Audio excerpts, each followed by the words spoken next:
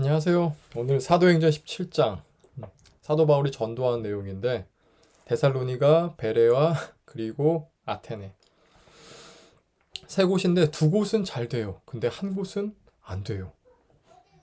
왜 그럴까요? 한번 읽어볼게요. 17장 1절부터 읽어볼게요.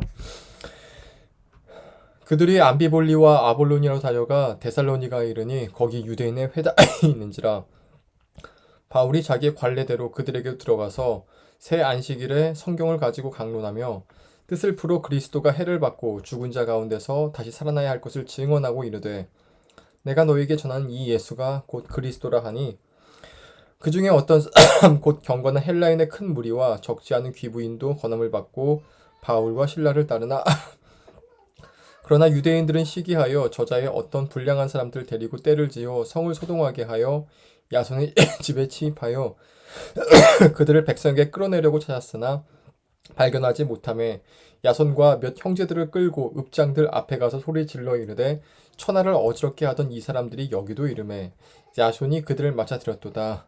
이 사람들이 다 가이사의 명을 거역하여 말하되 다른 임금 곧 예수라는 이가 있더이다 하니 무리와 읍장들이 이 말을 듣고 소동하여 야손과 그 나머지 사람들에게 보석금을 받고 놓아주니 밤에 형제들이 곧 바울과 신라를 베레아로 보내니 그들이 이르러 유대인의 회당에 들어가니라. 베레아에 있는 사람들은 데살로니가 있는 사람들보다 더 너그러워서 간절한 마음으로 말씀을 받고 이것이 그러한가 하여 날마다 성경을 상고하므로 그 중에 믿는 사람이 많고 또 헬라의 귀부인과 남자가 적지 아니하나 데살로니가에 있는 유대인들은 바울이 하나님 말씀을 베레아에서 전한 줄 알고 거기도 가서 무리를 움직여 소동하게 하거늘 형제들이 곧 바울을 내보내어 바다까지 가게 하되 실라와 디모데는 아직 거기 머물더라. 바울을 인도하는 사람들이 그를 데리고 아덴까지 이르러 그에게서 실라와 디모데를 자기에게로 속히 오게 하라는 명령을 받고 떠나니라. 바울이 아덴에서 그들을 기다리다가 그 성에 우상이 가득한 것을 보고 마음에 격분하여 회당에서는 유대인과 경건한 사람들과 또 장터에서는 날마다 만나는 사람들과 변론하니 어떤 에피크로스와 스토학자 철학자들도 바울과 쟁론할세 어떤 사람은 이르되 이 말쟁이가 무슨 말을 하고자 하느냐 하고 어떤 사람은 이르되 이방 신들을 전하는 사람인가 보다 하니 이는 바울이 예수와 부활을 전하기 때문이로라. 그가 붙들어 아레오바고로 가며 말하기를 내가 말하는 이 새로운 가르침이 무엇인지 우리가 알 수 있겠느냐. 내가 어떤 이상한 것을 우리에게 들려주니 그 무슨 뜻인지 알고자 하노라 하니 모든 아덴 사람과 거기서 나그네 된 외국인들이 가장 새로운 것을 말하고 듣는 것 이외에는 달리 시간을 쓰지 않음이더라. 바울이 아레오바고 가운데 서서 말하되 아덴 사람들아 너희를 보니 범사에 종교심이 많도다. 내가 두루다니며 너희가 위하는 것들을 보다가 알지 못하는 신에게라고 새긴 단도 보았으니 그런즉 너희 알지 못하는 위하는 그것을 내가 너희에게 알게 하리라.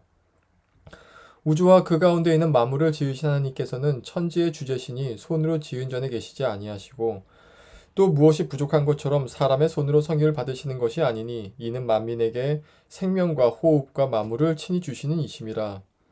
인류의 모든 족속을 한 혈통으로 만드사 온 땅에 살게 하시고 그들의 연대를 정하시며 거주의 경계를 한정하셨으니 이는 사람으로 혹 하나님을 더듬어 찾아 발견하게 하려 하심이로되 그는 우리 각 사람에게서 멀리 계시지 아니하도다.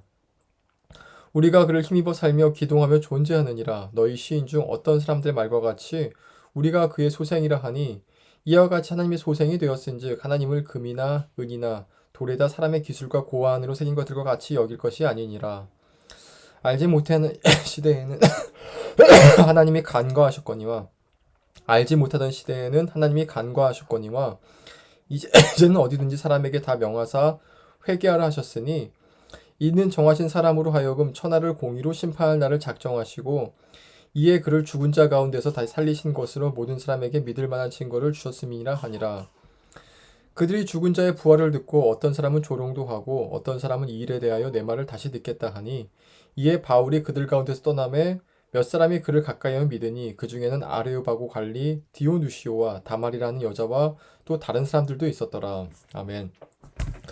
데살로니가와 베레와에서는 복음이 증거됐는데 바울의 아테네에서는 복음이 증거되지 않았어요. 어떤 목사님은 말하기를 아테네에서는 십자가를 증거하지 않았고 그렇기 때문에 바로 다음에는 고린도 십자가를 증거했기 때문에 복음이 증거됐다고 하는데 그건 아니에요. 전혀 아니죠. 똑같은 바울이 똑같은 방식으로 아테네 빼고 바로 그 전에 데살로니가와 베레아는 복음이 증거됐었거든요. 그럼 아테네는 왜 안 되었는가 했을 때 차이점을 본다면 이런 게 있는 것 같아요. 데살로니가와 베레아 사람들을 보면은 바울이 복음을 증거할 때 유대인의 회당에서 복음을 증거했다 써 있어요. 즉 거기 모인 사람들은 이미 하나님을 인정하고 하나님을 찾으려는 사람들이었어요. 이방인이건 유대인이건 말이죠. 그들은 마음에 갈급함이 있었어요. 하나님 어디 계시지? 하나님 만나고 싶은데 유대인의 회당이 답인 것 같은데. 그래서 모인 사람들에게는 복음이 증거되었던 것인데 아테네 사람들을 보면은 새로운 것을 알고자 하는 마음만 있었어요. 즉 하나님을 바라봤을 때 학문의 대상으로 본 것이죠. 저희 신학 교수님이 하신 말씀 중에 하나 이게 있어요. 이게 있어요. 하나님을 절대로 학문의 대상으로 보지 말아라. 그분은 너의 지식의 하나님이 아니시다. 그분은 너의 구원하신 분이시다. 너가 인격적으로 주님 만나지 못한 채로 지식만 쌓으려 한다면은 절대로 복음에 들어갈 수가 없다. 전 되게 진리라고 생각해요, 이 말이.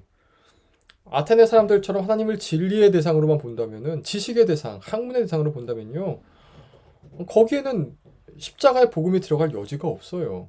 왜냐면 지식은 늘 한켠에 이건 틀릴 수도 있어라는 여지를 남겨두기 때문에 그렇죠.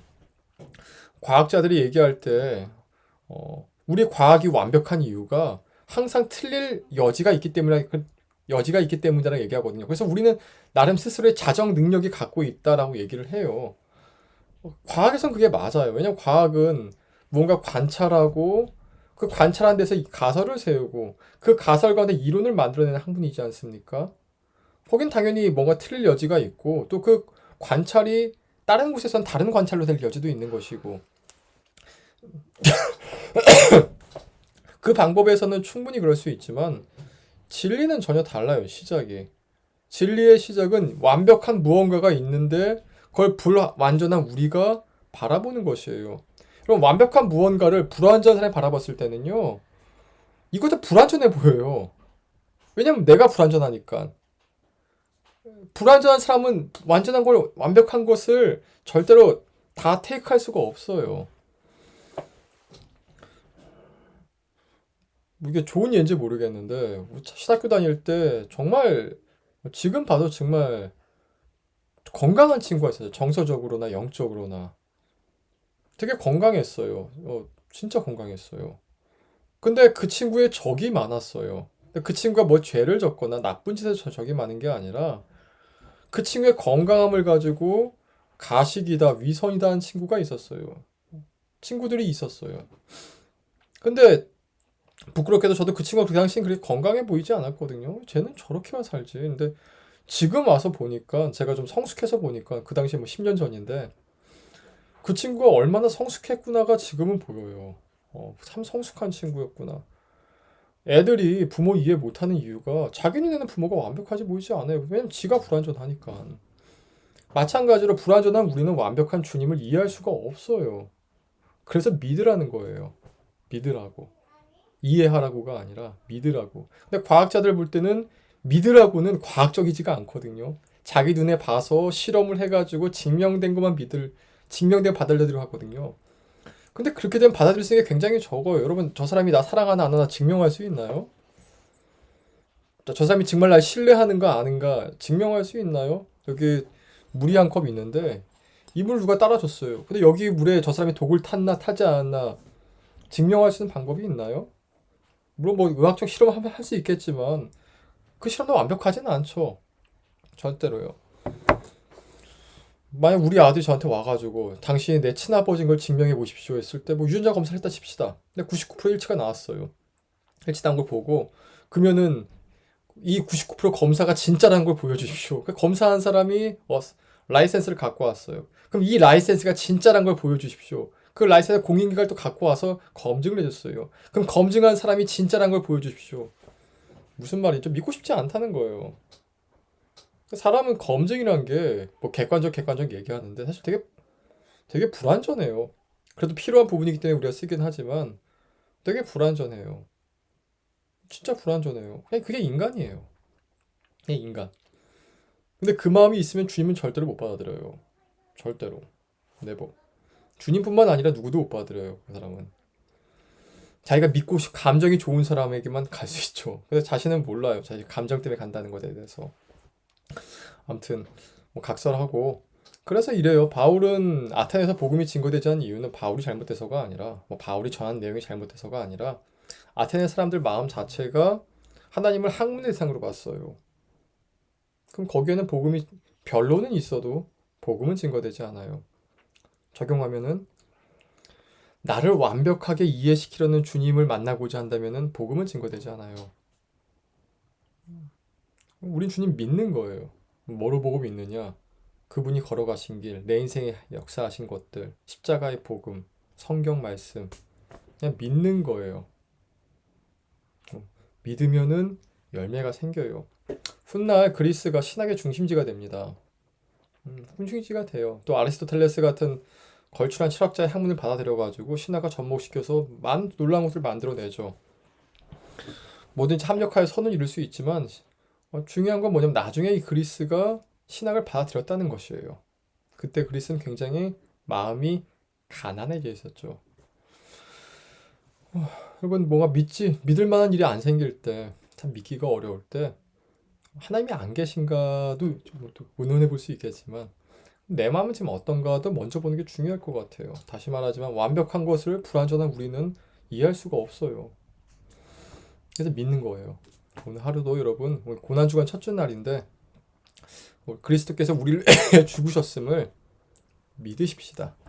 그리스도가 죽은 건 사실이에요. 근데 그분이 나를 위해 죽었다는 것은 믿음이에요. 그 은혜가 있길 기원합니다. 기도하겠습니다. 하나님 아버지, 우리가 주님을 바라볼 때 믿음으로 바라봅니다. 믿음 가운데 있게 하시고 그 믿음으로 말미암아 주님과 깊은 교제가 있게 인도하소서. 함께 말씀 읽은 모든 사람들에게 주님 역사해 주시고 그 은혜를 부어 주시옵소서. 예수님 이름으로 기도합니다. 아멘. 내일 봅시다.